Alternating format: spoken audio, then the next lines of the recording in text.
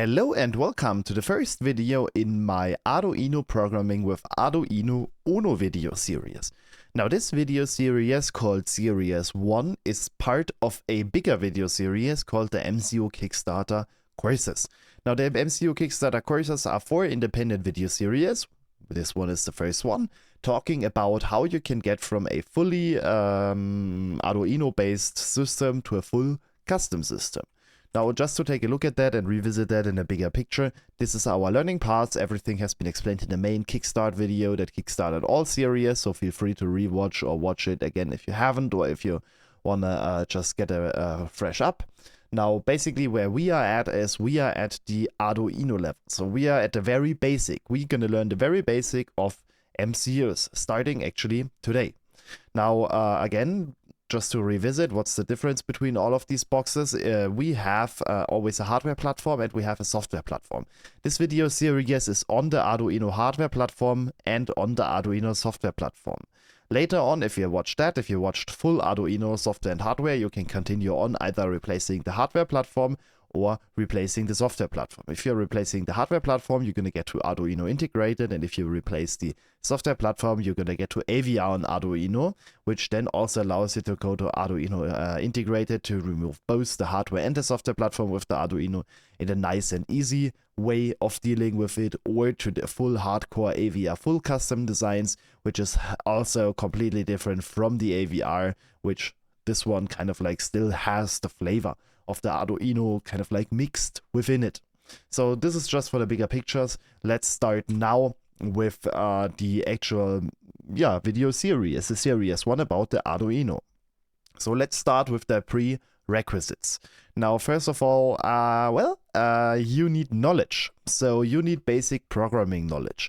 I would recommend, if you have no programming language or you want to get started into a programming language that is as close as possible to the system that we are going to engineer, because we are writing this in C++, which is more in the end look like C code in the end, but with the C++ compiler, because, well, microcontrollers, we're not going to use the fancy features that C++ has to offer, or at least most of the time we don't use them. Now, if you want to learn that, I would recommend my video series learning C++, starting with the video 0x00 to 0x1f. This is hexadecimal counting.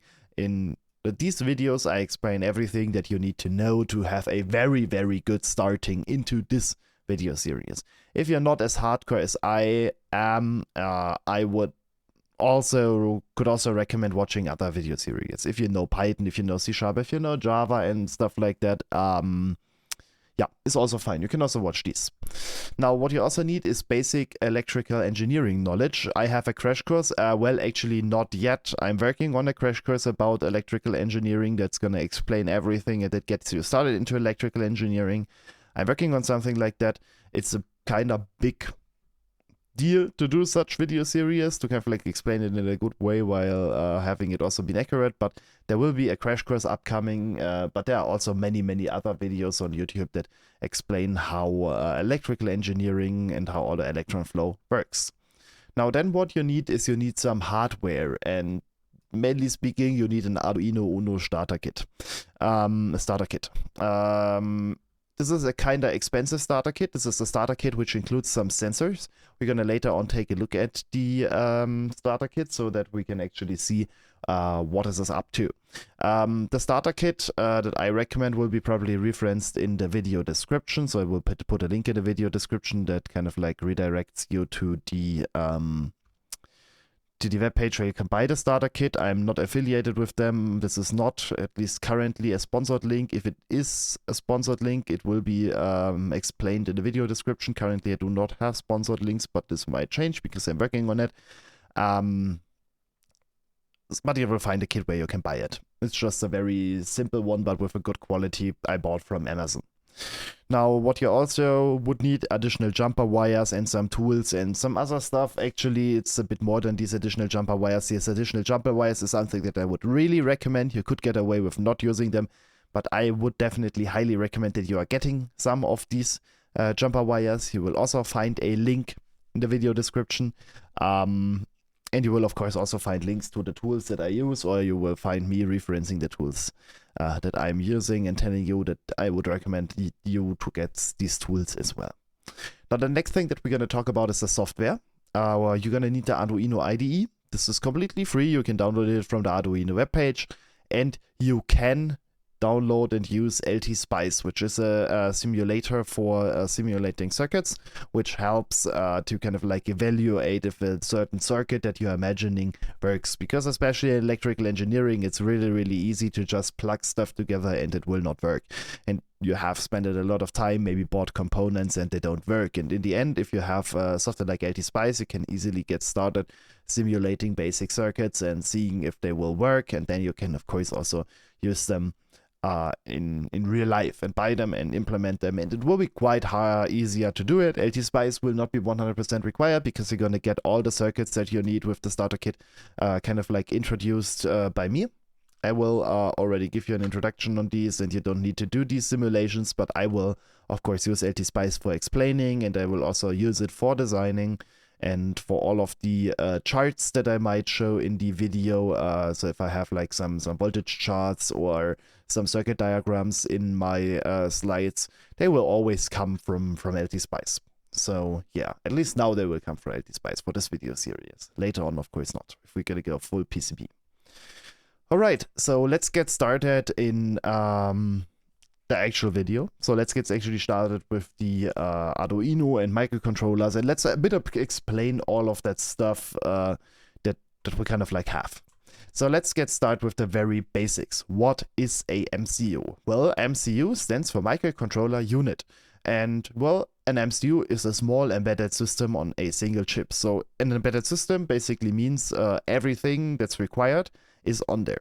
Your computer is not an embedded system. Like your Windows PC, your laptop, it is not an embedded system because it has many components. It has a CPU, it has a motherboard, it has disk drives, it has RAM, it has disks, actually HDDs or SSDs that are basically discrete components that are all connected together to form a system. And the microcontroller, on the other hand, is an embedded system, so everything is included. This microcontroller, which is a small little chip, actually we can even take already a look at this. If I open up this view, you can actually see this is the starter kit that we are using without spoiling you.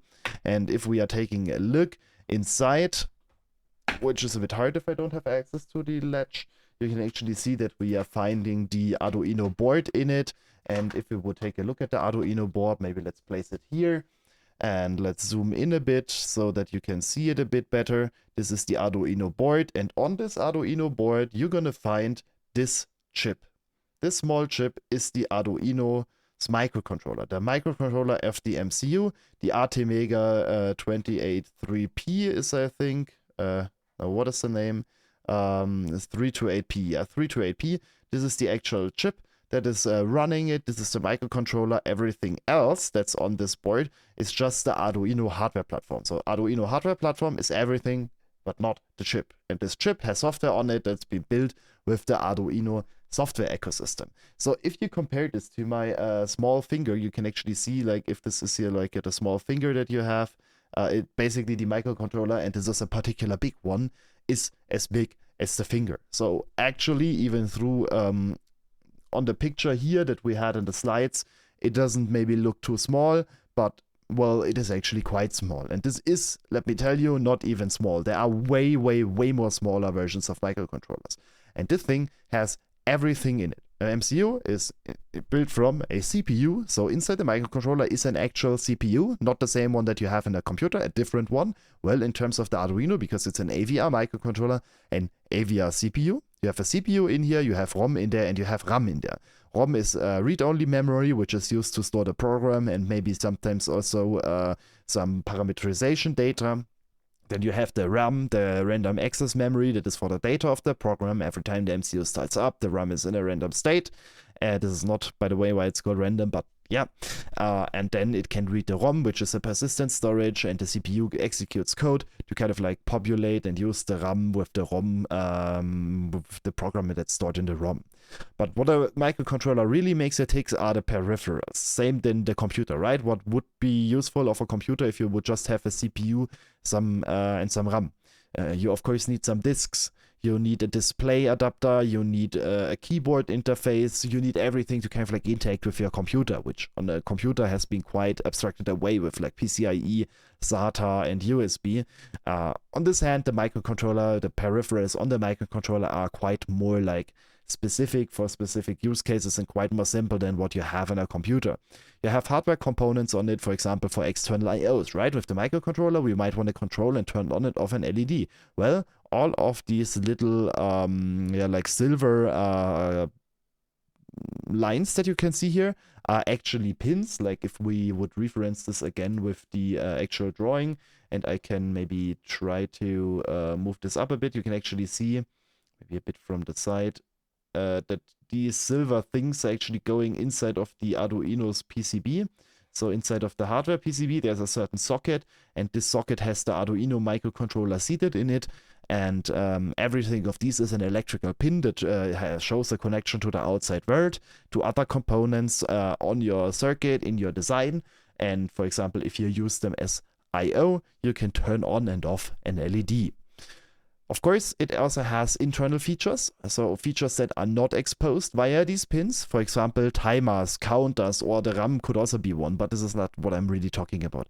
It's more like about the timers, real-time clocks, maybe an EEPROM to store data that you can read and write and it stays persistent even during runtime. Data like this, timers are used to, for example, generate a certain event every few milliseconds. If you have a certain timer, it can basically tell your code every, let's say, 10 milliseconds that it's time to do something. You can configure a timer like that, or you use a timer to dim an LED so that it turns the LED on, off, on, off, on, off, which is something called PWM. That you can use to kind of like control the brightness of an LED. This is also what a timer can do. So there are many, many internal features that are configurable and usable in a certain way to interact with the outside of the world or with the inside of the microcontroller. For example, a real-time clock, it's only an internal component that allows you to keep track of time. Of course, it might need some external components to kind of like help it, but it's just an internal component that just keeps track of the time. You're going to set the time once, and then the time is always going to run. You use these RTCs, these real-time clocks, to build clocks. Well, yeah, or alarm clocks. We could build an alarm clock. With an Arduino, you can easily build an alarm clock or a countdown clock, but you can set like a value and then you start a countdown. So all of these nice features are very, very easy and very simple to do. With the Arduino, with microcontrollers, and it is kind of very fun to do this. Now, since we talked so much about an MCU, let's actually now go into the details and a bit compare the MCU to a computer. Now, first of all, let's talk about computation speed. An MCU is actually kinda slow. An MCU has like, let's say, maybe 20 megahertz, while a PC is very fast, has multiple gigahertz. But in the end, is that a problem? Well, no. You can do stuff with an MCU that you would not be able to do with normal programming on a PC because of its internal components, like these timers. On a PC, you're not going to have a timer. Even on a small system like the Raspberry Pi, you might not have timers because they are already consumed by the operating system. Of course, the chip of the Raspberry Pi, for example, has timers, but they are used by the operating system. But I don't want to go too much into the details now. It's already confusing to have one system, so let's not go into that. Now, let's also talk about the size of the RAM and the ROM. Well, an MCU has kinda a small RAM and ROM, just a few megabytes. Few megabytes of flash, a few megabytes of RAM, or maybe not even megabyte, maybe only kilobytes. So quite less RAM than a computer. While on a computer, on a PC, we have like, let's say I think I have like 32 gigabytes of RAM. Gigabytes. Mega is smaller and kilo is even way smaller. But in the end, well, on the MCU, we don't need them than on the PC, because on the PC, we have an operating system, we need to drive displays, we need to drive all these complex hardwares, and everything takes up memory. While on the MCU, it's actually quite hard to run out of RAM, especially on these small systems like the Arduino. It has never happened to me that on the Arduino, for the small projects that it's possible to do with it, that I run out of RAM. Because, well, basically you're not even using the RAM too much. Let's talk about connectivity. The connectivity of an MCU is quite rich, while the connectivity of a PC is poor.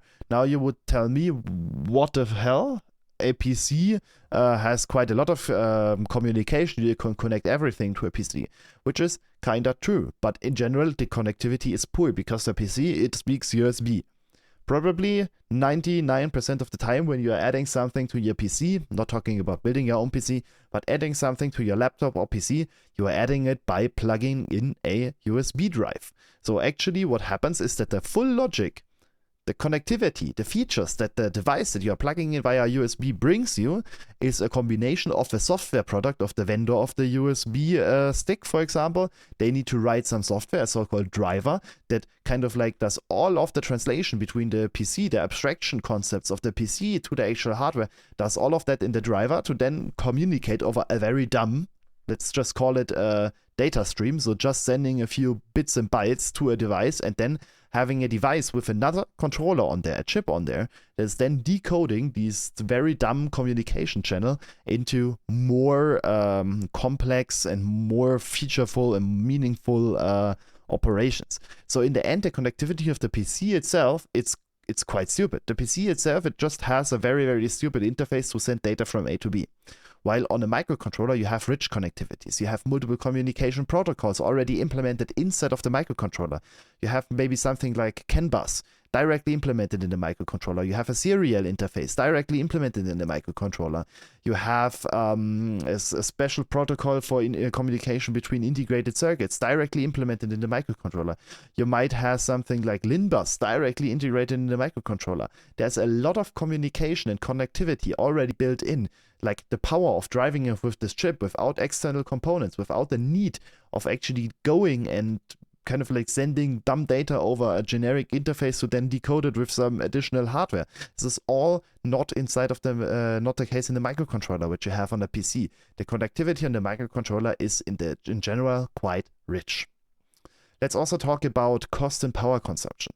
An MCU has quite a low power consumption of just a few milliwatts, while a computer might have a high power consumption like a kilowatt. If you're using like a 4090 GPU and a multi-core processor and a lot of RAM, a lot of fans, RGB and everything that you have on a good gaming PC, you have a very, very high power consumption. And if you then use this for controlling small tasks, well, it's kind of wasteful. This is also something. A microcontroller, quite a low power consumption. Also the cost. The microcontroller can already start at a few like cents or euros a piece. Small microcontrollers, not even cheaper than €1. While a computer, if you're getting like one of these small Intel NUC computers, for example, it already costs you like around like, I think like 100, a bit more than €100. So you're already like starting with quite a expensive baseline that you need to actually invest into getting a system up and running. Or for example, a Raspberry Pi, it's not too expensive, but a Raspberry Pi already costs like, let's also say approximately €100. For €100, you can already make yourself your own PCB and put all the components on it. For €100, it's definitely possible. If you're making it in China, you're just paying like 30-40 euros a PCB. You buy the components at, for example, let's say DigiKey, you pay like 50 euros and get free shipping. And then you are like under 100 euros and you have your own custom design already finished. So for the price of a PC, you can have your full own custom PCB with a microcontroller on it. Okay, so let's also talk a bit about the size. Microcontrollers, of course, are small. I showed you the chip. This is how small a microcontroller is. While a PC, of course, well, it's a big, big thing. It's a big box standing around, right? Let's also talk about real-time capabilities. Real-time capabilities for microcontrollers are designated. It's easy to achieve them. Of course, it requires work. Real-time basically means that you can certify a system so that you basically know if a certain event is happening in the hardware level. You know that after a certain time, the software will, under a guarantee, always respond to that event, or if it can't, go into a safe state at the outputs. This is kind of like a bit how you can like design this real-time capability and kind of like a deterministic design of a system. MCU is designated for it. It doesn't come free. You always need to invest knowledge in it, and we're not going to get into that knowledge of doing real-time stuff. but it's designated for it. It's possible. While on a PC, it's quite hard to achieve. You would need kind of like a real-time kernel from the Linux real-time kernel and a certain software and a lot of work to actually get Linux into something that it is real-time capable. So it's actually hard to achieve. And then, of course, you also need your hardware to all support it in the end. Let's also talk about the round-trip time. The round-trip time of microcontrollers, even though they have slower computation speeds, is most of the time faster than on a PC, because on a microcontroller you have very low overhead. On a computer, if I do a disk write, it's quite expensive. It goes to a whole set of OS layers and drivers to actually hit the drive to actually write some data to a memory drive, to a thumb drive or something. While on an MCU, if you have like an integrated storage area on the MCU, the round trip time for one operation is quite faster because it's designed like that. There's a certain controller, you hit the controller with write the following value to that persistent storage, the controller will do it. And in the end, it will be faster because it's all in hardware, there's no software overhead and everything. Which is, of course, always not true if you're writing yourself some overhead or if you're adding yourself some overhead, like the Arduino software. You're, of course, always going to have a bit of overhead. Let's also talk a bit about the hardware development speed. The hardware development speed of an MCU is fast. It is fast because, MCU is simple. If you are working with a PC, and now with PC I'm talking about actually building your own mainboard with your own, like maybe let's say ARM CPU, RAM chips, flash storage and all the peripherals to kind of like achieve the same kind of like goal than what you would do with an MCU. The hardware development speed is quite slow, expensive, and a bit painful. While again with an MCU, you have the MCU, you know how to do for example, I2C bus, you know how to do an I/O with your MCU if you're getting used to it, and that hardware development speed on actually adding like an LED to an MCU and everything is quite faster than with a PC. Also, let's talk about software development speed. This, in comparison to a PC, is very slow. A PC is quite fast because you already have it. You have an operating system running, you have some scheduling running, you have a lot of libraries available, and in the end, it's going to be quite fast, right? You're going to start, for example, on the Raspberry Pi, a Python script, import a library, and then boom, you can already write an output. Very, very simple. While on a microcontroller, you might need to first set up the whole microcontroller systems, configure the microcontroller, configure the outputs, to then at the end write an output. Also, like these auxiliary stuff like waiting a certain amount of time and then writing the output again. On a microcontroller, it all takes time. If you do it properly, it even takes more time. And in the end, the software development speed of a microcontroller is slower. So, well, quite a bit of talking. Let's actually see a bit on, well, MCU versus PC. Well, an MCU is built for applications like this. Having like a chip here, having a display here, having a few LEDs, having maybe some other connection points. It's basically just built for controlling these small, simple circuits and doing a certain kind of like task. While a PC is a universal thing. You can play games on it, you can write programs, you can make YouTube videos on it. It is quite more capable of doing stuff. And of course, if you're taking a look at that, well, a PC comes justified. Well, this is graphics from a PC. It's gorgeous. I always try hard to bring Mirror's Edge Catalyst into everything that I do. Well, achieved for my MCU series. There it is. Okay. Let's now actually get to the system that we are using. We are using the Arduino UNO, and well, actually to just revisit that, we can again switch to both. This is how it looks in reality. If I a bit arrange it how it's on the slides, I would need to turn it a bit. Now this is basically what the Arduino is. In my case, it is a Lego UNO R3. And what I have on the computer is I just have a schematical overview on how the Arduino is built up. And you can see that everything can be nicely divided into multiple sections. You can see we have a power supply section on the board. We have a section for the USB programming. We have an LED here that can be controlled by the user program. We have a reset button that allows us to stop the execution of the current running program and restart it. We have the I/O headers, the I/O connectors, the pin headers that actually allow us to plug in wires and use the Arduino in systems. We have, or in hardware designs, we have one pin connector at the top and one at the bottom. And what we have here in the center is the actual MCU themselves, the Atmel. Now Atmel is no longer a thing, it's now microchip. We have the Atmel AVR MCU microcontroller to say the ATmega 328P. This is the actual MCU. And this is what we are programming. This is where we're going to end up just using at some point. Everything around it is just some auxiliary stuff that help you getting started. You have a predefined power supply, you have a predefined circuit for USB programming, you have reset button to get access to this, resetting your system, you have headers to easily connect wires to it, you have a small LED on board so that you can at least see that Arduino is working by letting the LED blink, and you have a lot of options that are already here onto that system that help you get started. Alright, so let's go a bit further and let's zoom in into the Arduino, into the microcontroller, the ATmega 328P, which again, if we are looking at the board themselves, is the chip here. Now, of course, the chip is the wrong way around, but if I turn this a bit, now you can see it. This is what we are now talking about, the chip in the center, the ATmega 328P, the microcontroller themselves. Now, the microcontroller specs might not be quite familiar to you yet because, well, they are quite complicated, but I just want to quickly go over them because introducing you to an MCU series without actually talking about the microcontroller that's on there is a bit, well, yeah, stupid. Now, first of all, let's talk about the CPU and memory that's on the Arduino. Now, first of all, we have a AVR CPU that has a clock frequency of a maximum of 20 megahertz. So 20 megahertz is the frequency that the CPU operates on, and you can see that it is an 8-bit CPU, RISC CPU, so reduced instruction set. So basically what this means is that you just have a very few options that the CPU can do, but that are kind of like quite universal usable and are not very special.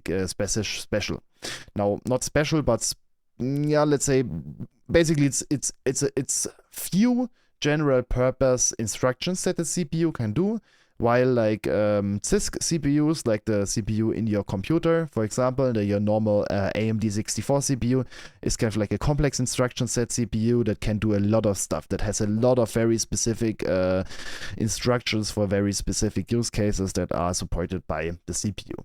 So it's a quite small CPU. It's an 8-bit CPU, so actually all operations, all masks that you're doing are done on 8 bits. So numbers 0 to 255 or minus 127 to 128. It's also how you could display the 8-bit CPU, so quite not so much precision, but it is for the most applications, it is enough. Then what the CPU also has, or the ATmega also has, it has 32 kilobytes of program and data flash. So this is basically the hard disk, the SSD of the Arduino, which allows you to store programs that are 32 kilobytes big.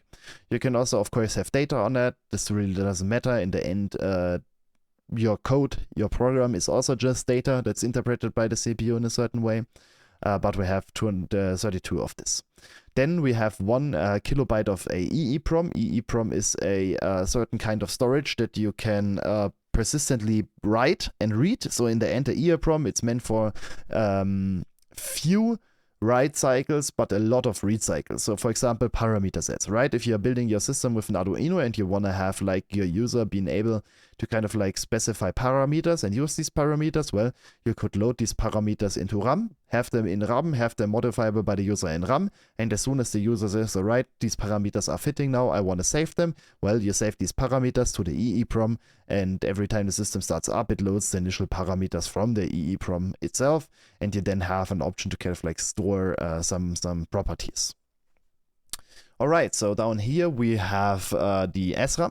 So the Arduino itself has 2 kilobytes of SRAM. This is now our random access memory, our Arbeitsspeicher. And yeah, it's not so much. So I just told you, just a few kilobytes, but we're gonna see that it's gonna be sufficient.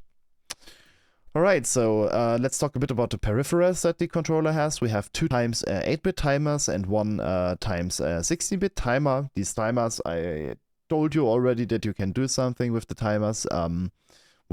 Basically what they allow you is to do some counting or some time frequencies or driving some LEDs with a PWM outputs. And basically, these are the timers and this is how we can use them. We also have a watchdog timer. We're going to talk about that into details when we are getting to it. And down here, the most interesting thing, we have 28 general purpose IOs. Not all of them are usable on the Arduino UNO because the case that we are using, and with case I mean kind of like this one. So the case, the way it's been built, it's basically the 28-pin PDIP. PDIP basically means the certain case with the legs that go into the board. And since we only have 28 pins, we're not going to have 28 general purpose IOs. But yeah, in general, this kind of Arduino, the ATmega, or not this kind of Arduino, this kind of AVR microcontroller, this kind of MCU, the ATmega 328P, would be able to use 28 general purpose IOs, but not how the Arduino is built. What we also have is we have 8 times 10-bit analog digital conversion. So analog digital conversion means to take an analog voltage and convert it to a digital sequence. We have 8 channels of these available here on the Arduino. And additionally, we of course have some communication protocols available. We have 1 UART, we have 1 I2C interface, and we have 2 SPI interfaces. Alright, so these are basically the specs of the Arduino. We already saw the controller. Maybe let's start or end the video with a full view on the controller itself again. This is the Arduino. This is what we're gonna work with in the next videos. I thank you for watching. In the next video, we're gonna start exploring the software and the hardware and making this LED that's on here, making this LED blink. That's what we're gonna do in the next video. So make sure to like and subscribe and see you in the next one. Bye.